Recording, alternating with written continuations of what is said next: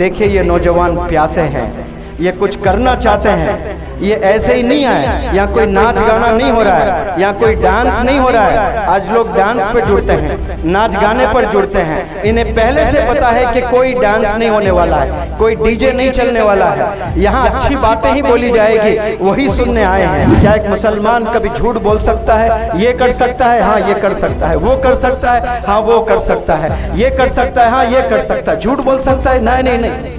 मोहम्मद का आशिक कभी झूठ नहीं बोल सकता। कितनी दफा न जाने हमने इस जुबान को सजाया है दुरूद पढ़ पढ़ करके, और वो जो दुरूद एक दफा जुबान से आपने पढ़ दिया, एक दफा ला इलाहा इल्लल्लाह मुहम्मदुर रसूल अल्लाह आपने पढ़ा, क्या उस जुबान से गाली कभी निकल सकती है? एक ही जुबान पर गाली दुरूद क्या बैठ सकते हैं आकर? आप बताएं कि कितने लोग हम गाली देते हैं।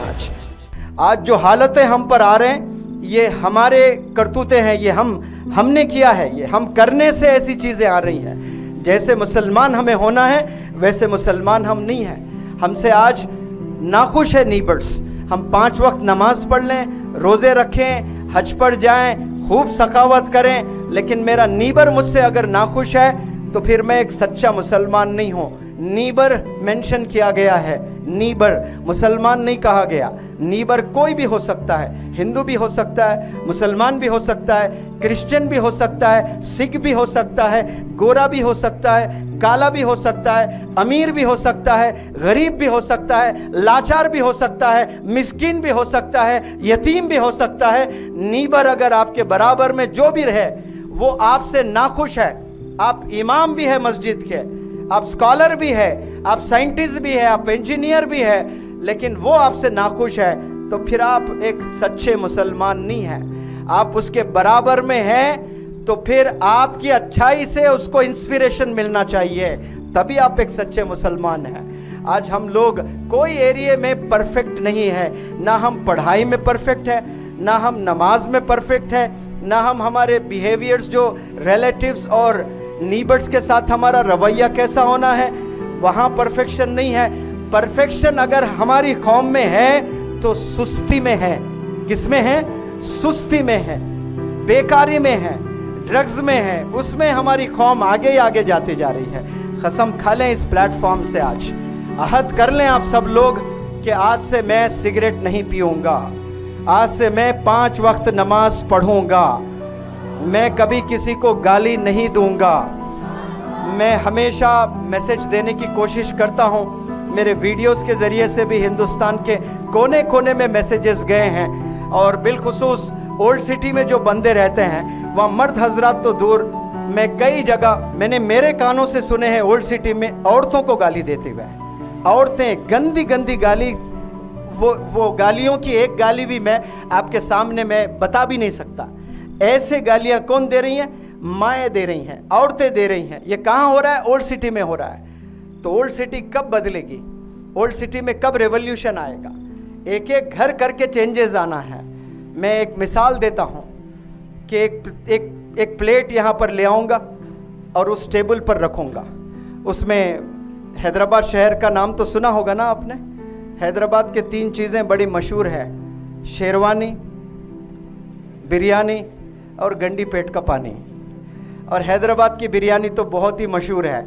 मैं हैदराबाद की लज्जतदार मज़ेदार बिरयानी लाकर प्लेट में गरम गरम रखूँगा, और उस पर एक कुत्ता आकर आपकी आंखों के सामने पेशाब भी करेगा, पखाना भी करेगा।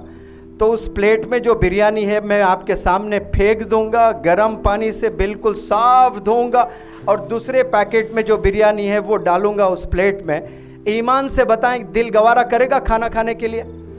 वो प्लेट में आप खाना खाना पसंद नहीं करोगे। आपकी आंखों के सामने मैंने उस प्लेट को धोया है, फिर भी आप खाना पसंद नहीं करेंगे, क्योंकि आपने देखा एक दफ़ा उसी प्लेट में कुत्ते ने पेशाब किया था। इस ज़ुबान से हमने न जाने कितनी दफ़ा ला इलाहा इल्लल्लाह मुहम्मदुर रसूल अल्लाह पढ़ा है। इस ज़ुबान से न जाने कितनी दफ़ा हमने सल्लल्लाहु अलैहि वसल्लम पढ़ा है। कितनी दफ़ा न जाने हमने इस ज़ुबान को सजाया है दुरूद पढ़ पढ़ करके। और वो जो दुरूद एक दफ़ा ज़ुबान से आपने पढ़ दिया, एक दफ़ा ला इलाहा इल्लल्लाह मुहम्मदुर रसूल अल्लाह आपने पढ़ा, क्या उस ज़ुबान से गाली कभी निकल सकती है? एक ही ज़ुबान पर गाली दुरूद क्या बैठ सकते हैं आकर? आप बताएं कि कितने लोग हम गाली देते हैं। आज सब्र करना है। ये नज़रिए से अगर देखें इंशाअल्लाह फिर आपकी ज़ुबान से कभी गाली नहीं निकलेगी, क्योंकि आपकी ज़ुबान से ऐसे प्यारे अल्फाज एक बार नहीं लाखों दफ़ा आपने कहा होगा। फिर उसी ज़ुबान से हम गाली दे रहे हैं, उसी ज़ुबान से हम गीबत कर रहे हैं, उसी ज़ुबान से हम झूठ बोल रहे हैं। उलमा से नहीं सुना आपने क्या एक मुसलमान कभी झूठ बोल सकता है? ये कर सकता है, हाँ ये कर सकता है, वो कर सकता है, हाँ वो कर सकता है, ये कर सकता है, हाँ ये कर सकता है। झूठ बोल सकता है? नहीं नहीं नहीं। मोहम्मद का आशिक कभी झूठ नहीं बोल सकता। लेकिन आज कितने झूठ हम बोल रहे हैं। बिजनेस भी करते हैं, उसमें भी धोखा, उसमें भी झूठ।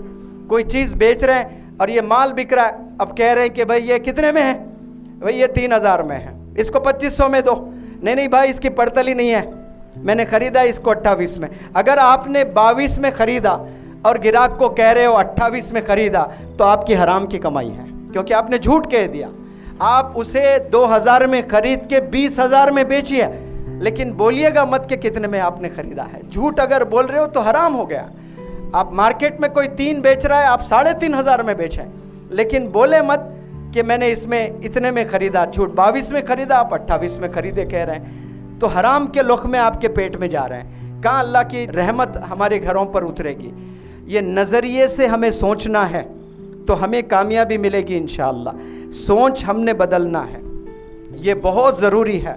यूनिवर्सिटीज़, स्कूल्स, कॉलेजेस जो बच्चे जाते हैं, तालीम तो हासिल करते हैं, सर्टिफिकेट्स तो हासिल करते हैं, लेकिन कैरेक्टर में कोई सुधार नहीं होता है। आप सल्लल्लाहु अलैहि वसल्लम ने कैरेक्टर पर फोकस किया है। जो इंसानों के किरदार को बनाने पे आपने मेहनत की है, वो किरदार बनना बहुत ज़रूरी है। किरदार अगर हमारा नहीं बनता है, आप किसी को इंस्पायर नहीं कर सकते अपने ज़िंदगी में। यहाँ इतने सारे नौजवान बच्चे आए हैं, कल शाम तक मुझे नहीं मालूम था कि मुझे यहाँ एक लेक्चर देना है। मुझे बस इतना मालूम था कि मेडिकल कॉलेज में मुझे एक लेक्चर देना है। शाम में मौलाना ने कहा कि फ़लाने जगह एक छोटा सा प्रोग्राम है। फिर बाद में आने के बाद पता चला कि नहीं बारिश का जो है कुछ एक्सपेक्टेशंस है, आपको यहाँ नहीं फ़लाने ऑडिटोरियम में करना है। और जब आया देखा मैं 300 सीटर का ऑडिटोरियम है और 1000-1500 लोग यहाँ पर खड़े हुए हैं। इससे मुझे खुशी भी होती है। और इन उलमा हजरात ऐसे जय्यद, ऐसे कामयाब, ऐसे विजनरी एजुकेशनिस्ट और उलमा हजरात है, ये लोग को ले आकर के दिखाता हूँ मैं। देखिए ये नौजवान प्यासे हैं, ये कुछ करना चाहते हैं। ये ऐसे ही नहीं आए, यहाँ कोई नाच गाना नहीं हो रहा है, यहाँ कोई डांस नहीं हो रहा है। आज लोग डांस पर जुड़ते हैं, नाच गाने पर जुड़ते हैं। यहाँ इन्हें पहले से पता है कि कोई डांस नहीं होने वाला है, कोई डीजे नहीं चलने वाला है, यहाँ अच्छी बातें ही बोली जाएगी, वही सुनने आए हैं। आज हमें मेहनत करने की ज़रूरत है। इदारों को ऐसे मोटिवेशनल स्पीकर्स इंडिया में बहुत है मुझ जैसे, उन्हें टैप करना है, उन्हें ले आना है, उन्हें एंकरेज करना है, उन्हें हिंदुस्तान में घुमा घुमा कर मोटिवेशनल लेक्चर्स डिलीवर करवाने हैं। तब जाकर ये नौजवान सुधरेंगे। ये नौजवान आपसे सवाल कर सकते हैं, पूछ सकते हैं कि हम बदलना चाहते हैं, इसलिए ये गर्मी में बैठे हुए हैं, इसीलिए हमारे माथे से पसीना टपक रहा है, हम 1 इंच नहीं हिल के यहाँ आपके लेक्चर को सुन रहे हैं। ये एजुकेशनिस्ट और ये ज़बरदस्त स्कॉलर यहाँ से एक मैसेज ले जा रहे हैं। हाल ही में आपके आँखों ने वो मनाजिर भी देखे जो अल्लाह की रहमत बरस रही थी, बारिश हो रही थी, 2 घंटे मुसलसल 5000 नौजवान बच्चे। I could not believe my eyes. आज 5 मिनट बारिश में कोई खड़े नहीं हो सकता है। शामियाना बहुत पतला सा था, हम भी भीग रहे थे, लेकिन मुझे लगा कि नौजवान बच्चियाँ नौजवान बुरखों में खड़े होकर 2-2 घंटे लेक्चर सुन रही है, तो मैं खुद शामियाना छोड़कर मैं बाहर आया, मैं भी भीग लेते हुए स्पीच दिया। मुझे भी बड़ा मज़ा आया कि काम जब करते हैं तो कोई प्रोटोकॉल नहीं होता है। दोस्तों उम्मीद है वीडियो अच्छा लगा होगा आपको। वीडियो को लाइक, शेयर, सब्सक्राइब जरूर करें।